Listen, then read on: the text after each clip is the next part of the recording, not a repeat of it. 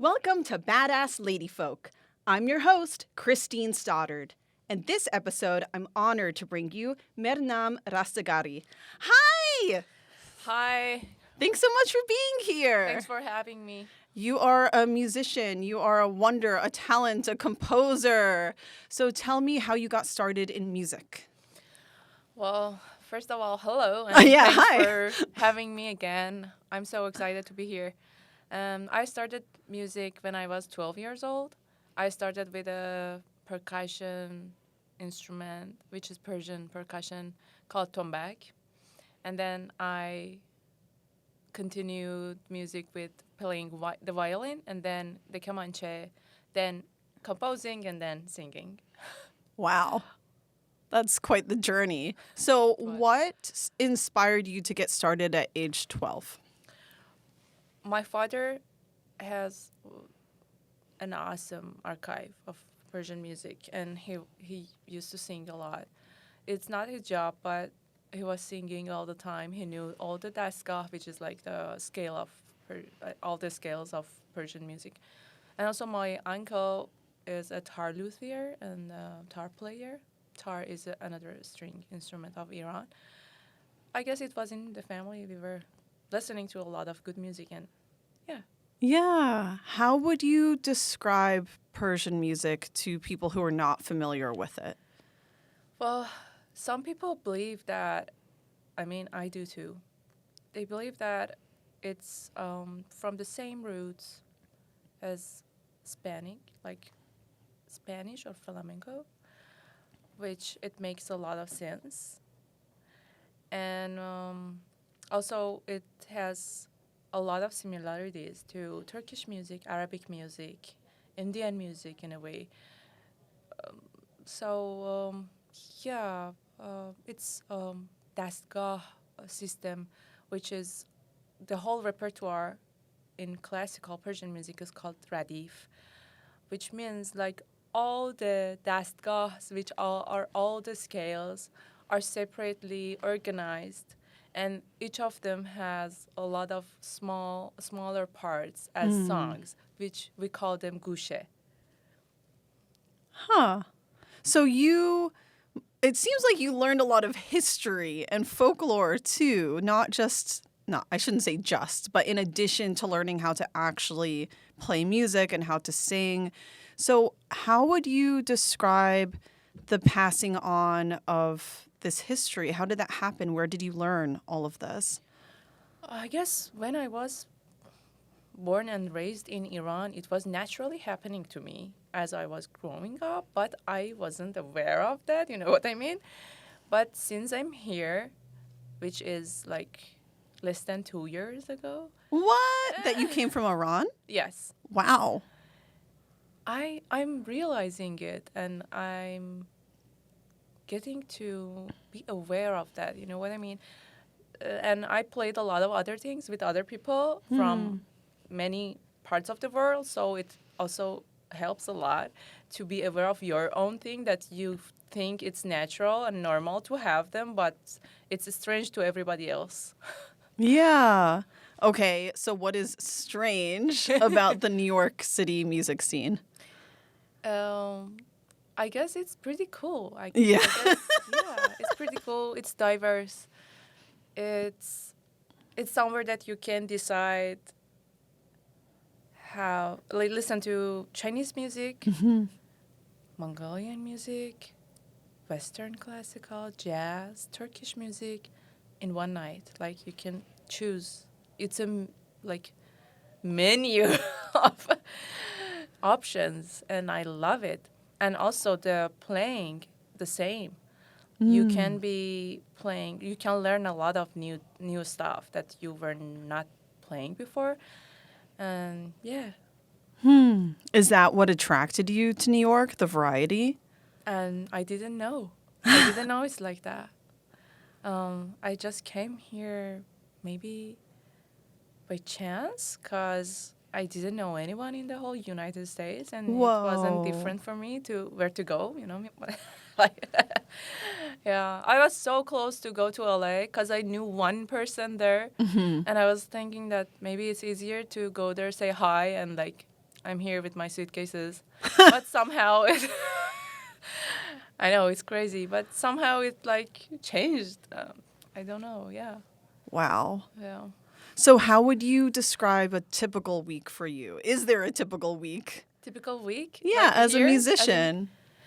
yeah, yeah. Actually, I'm enjoying it because I used to teach a lot, and now I'm performing a lot, and I love it. I love being performing a lot, because as you perform more, you have to rehearse more, and you have to learn a lot of things.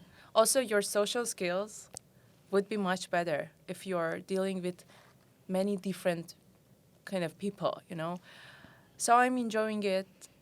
It's hard. I'm sure that if I was spending this much time to any other thing, I was making more money, of course, but still, I'm enjoying it a lot. Yeah. Have you noticed particular challenges as a woman in the field, or do you feel like it's about being a woman in general and I would have those challenges in any industry? Both. Yeah. I mean, it's not comparable even to what we have in Iran.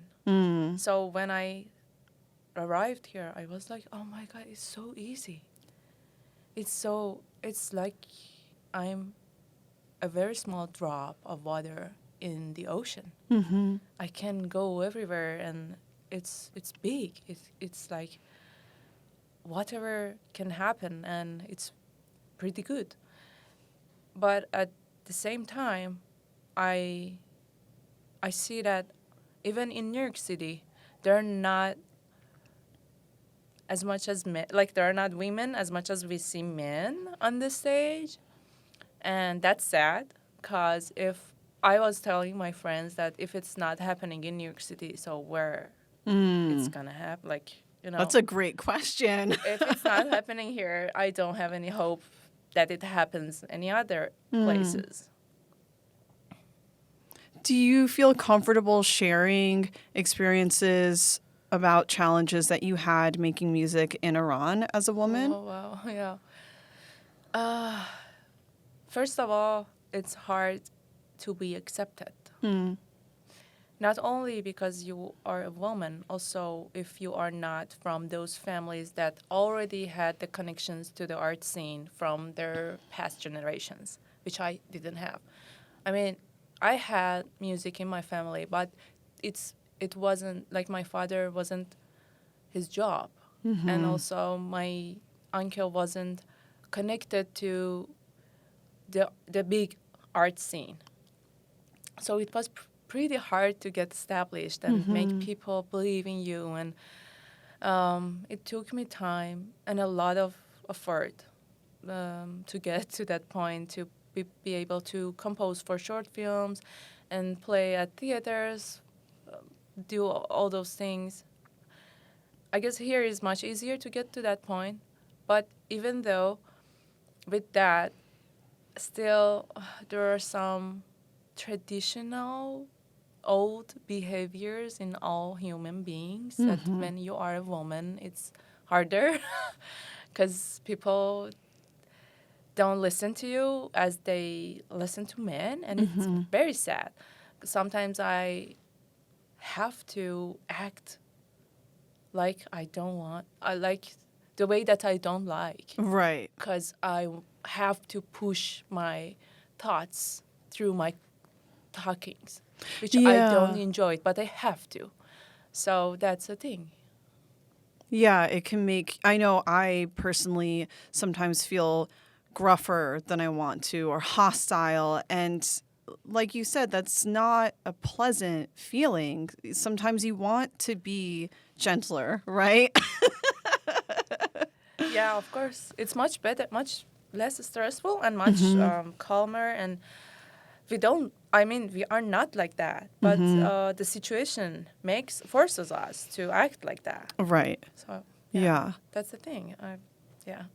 You mentioned composing for films and for theater, and that was something that stood out to me is that there are many musicians in this city, and of course that is a talent, that is a skill set, but you also bring authorship. You are a composer, and that's something that not every musician can say that they do. So I'm curious about that journey in particular. What got you to writing music?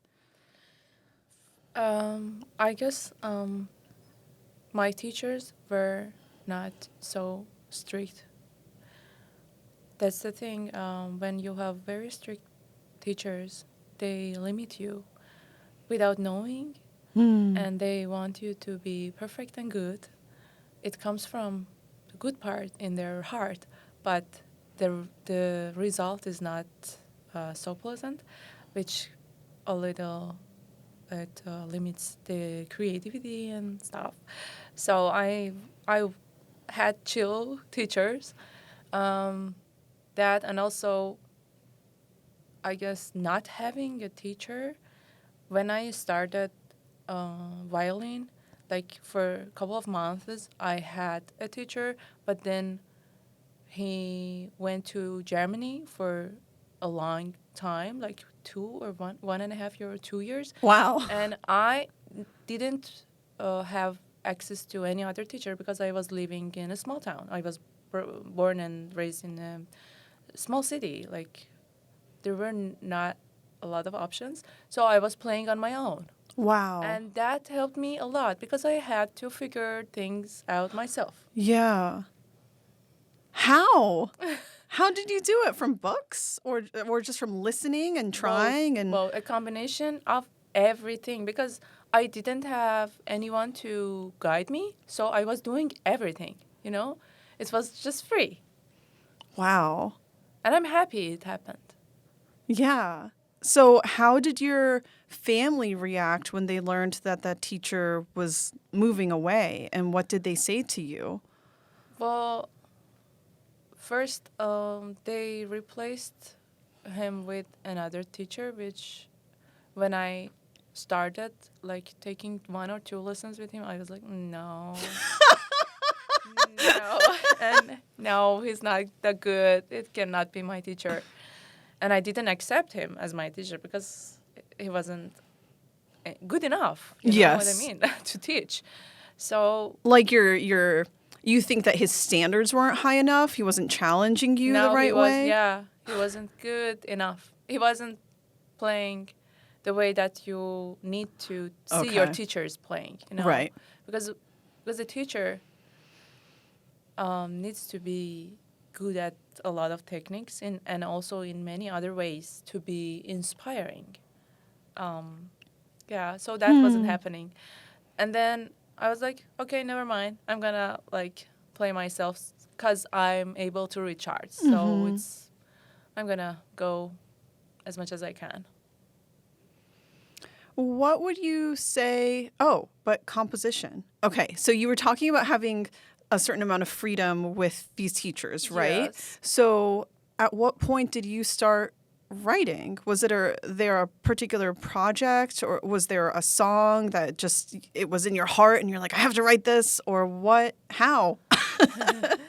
Yes, it was me being composing instrumentals, just for kamanche and other things. Like very first ones that I loved was for kamanche and hang drum, the handpan, and I was doing duos on those instruments, and then a director accidentally saw one of those videos on Instagram, and even not posted by me, so he couldn't find me.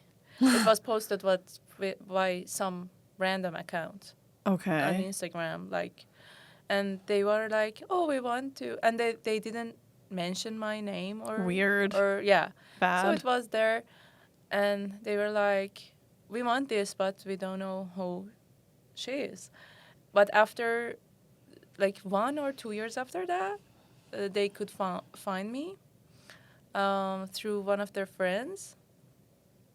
And then they reached out and said, hey, we love this piece of music and Is it possible for you to write for one of our short films that Okay. we're working on? I was like, sure. And it was a very great short film. The very first one that I wrote for, I got an award for. And a very famous, amazing actor was acting in it. So it was really inspiring, and I continued doing the same with them and their colleagues. It was the word of mouth, and they were connecting me to each other, you know what I mean? Yeah. What was the name of the film and where can we watch it? Yeah, it's called Tasian in Farsi, which is dispirited in English. And I guess if you Google it, like dispirited short film or something Okay. like that, it's going to be there. Yeah. Great. So I wanted to go back to education. That's where I was going to go. And then I Yeah. realized we hadn't really closed the circle on composition. So in the United States, as you might be aware, it's not uncommon for middle-class girls to take piano lessons when they're little, for instance. What would you say is typical for Persian girls when they're little if they are interested in music or if their families want them to have an introduction to Same. music? Same? Yeah, guitar, Yeah. piano, Yeah. everywhere. Yeah. Why do you think that is? I don't know. Yeah. I actually don't know. Maybe popularity or like advertising. Oh, okay. I guess that's a thing, because when people know enough, they go for other things too. Mm-hmm. So So, that's a advertising thing. Yeah. do you know how to play the piano? No, I just play a little bit for my Yeah. compositions, Right. and for that purpose, like Mm-hmm. not playing solo pianos. No. What advice would you have to girls or even women who don't have a musical education or training and want to get started? I guess starting with something that teach them the rhythm Mm. very good. It's perfect. It's even better because you're like, it's our limited brain. We don't. I mean, not that limited, but in many ways, when we're in the learning process, it's pretty good that we can break down, right? Mm-hmm. When the melodies are not involved that much, your brain gets the rhythm like in another way. That's when you are learning a melodic instrument. Hmm. So it breaks it down, and when you're good at getting the rhythm, and you start the second instrument as a melodic instrument, it's gonna be another breakdown, right? Because you already have all the rhythm, and your brain is just doing one thing in a very good way. No, not much distraction. Yeah. Okay, speaking of distractions, do you ever feel overwhelmed in New York City? Your face. I mean, is there anyone who doesn't? Yeah. Yeah. Yeah. So how do you pick and choose what you're going to do as a musician, as somebody who performs but also composes and has experience teaching? Yeah, I guess I even never went to like Central Park. Like, You haven't been? no, I don't go out a lot. I don't, you know what I mean? Like, Yeah, it's hard to have a social life. yes. Yeah. So all the things that I have with people are at rehearsals, at work meetings, and while we are performing backstage, and that's it. I guess I'm following my work in my whole life. So when I feel tired, I don't delete my work. I delete my vacations. I delete my sleep, my eatings. But I don't recommend. Not healthy. But in a way also I have to, because I don't have any base here. Yeah. Like I'm alone. Yeah. And so I have to, at least for now. Mm-hmm. Well, that's very brave. How do you find the strength to do that? What keeps you going? I guess enjoying it at the same time. If you don't enjoy something, it's harder to do it, to keep doing it. It makes you even more tired. But when you're enjoying, you don't feel that bad. You're saying, oh yeah, I feel tired physically, but see, I have that, this, and then it helps you feel less tired and brings a lot of good friends also. Yeah. That's good advice. What are you excited about right now? My upcoming show at Joe's Pub, which is my recent newborn project. I made a band. It's called Chogan, and it's gonna be our very first show at Joe's Pub Public Theater on April 10th. Congratulations. Thank Big you. honor. Thank you so much. I've been playing a lot in a lot of prestigious venues and halls, but this one is like my child because I brought great musicians from different projects. Every musician in this band has their own bands, their own projects. They are doing a lot of amazing things separately, and in this band they are doing something together. So I feel the power, and I wish I could have like women also, but it didn't happen. I tried. Mhm. I and two of my friends actually, we tried to have that, but it didn't happen because they are so busy too, and it didn't work out somehow. Maybe in the future. Is it that one engagement at Joe's Pub, or you're going to have a regular schedule there? No, it's gonna be one engagement. My regular spots are Barbas and Bijans. I'm playing monthly at Barbas and weekly at Bijans. Where are both of these locations? Barbas is in Park Slope, Brooklyn, and Bijans is in downtown Brooklyn. Great. Yeah, it's I'm hosting a weekly show. I bring a new artist every week. So yeah. Yay. What day of the week? Thursday, and it's called Mehrnam and Friends. Thursday Cute. Night Live. That is very cute. Well, that's wonderful that you're so active. I'm trying. Yeah, thank you. Is there anything that you want to tell the world about being a woman, about being a musician, about being a human? Is there advice you have for listeners? Are there inspiring words? Anyone you want to thank? I have actually. Yeah. When I first came here, I had, unfortunately, I mean, it's so unfortunate that I had a very harsh, bad story at the beginning. I guess it's better to be more kind to each other. And if someone is new, just think about this. Think about their path and their difficulties and whatever that makes us not bother them in the very beginning, because it's very vulnerable. Yeah, that. Yeah. Yeah. I mean, I'm reminded of that regularly with what we keep hearing is this migrant crisis, right?